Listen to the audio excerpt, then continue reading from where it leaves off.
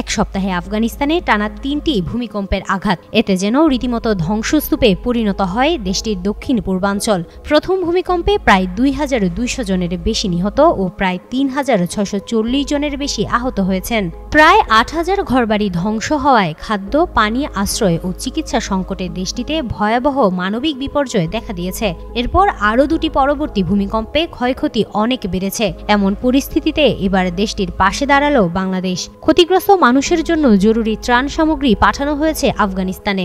শুক্রবার সকাল ৮টার দিকে একে খন্দকার ঘাঁটি থেকে বাংলাদেশ বিমান বাহিনীর C-130 যে পরিবহন বিমানে শুকনো খাবার, শিশু খাদ্য, কম্বল, শীতবস্ত্র, তাঁবু, খাবার, পানি ও ঔষধ পাঠানো হয়। রাতের মধ্যেই এই সহায়তা আফগানিস্তানে পৌঁছাবে। ত্রাণ কার্যক্রম বাস্তবায়নে একযোগে কাজ করেছে প্রধান উপদেষ্টার কার্যালয়, পররাষ্ট্র মন্ত্রণালয়, দুর্যোগ ব্যবস্থাপনা ও ত্রাণ মন্ত্রণালয়, স্বাস্থ্য মন্ত্রণালয়, সশস্ত্র বাহিনী বিভাগ, BGMEA, essential drugs company limited ও প্রাণ RFL গ্রুপ। উল্লেখ্য, ২০২২ সালের ভূমিকম্পের পরও বাংলাদেশ আফগানিস্তানে মানবিক সহায়তা পাঠিয়েছিল।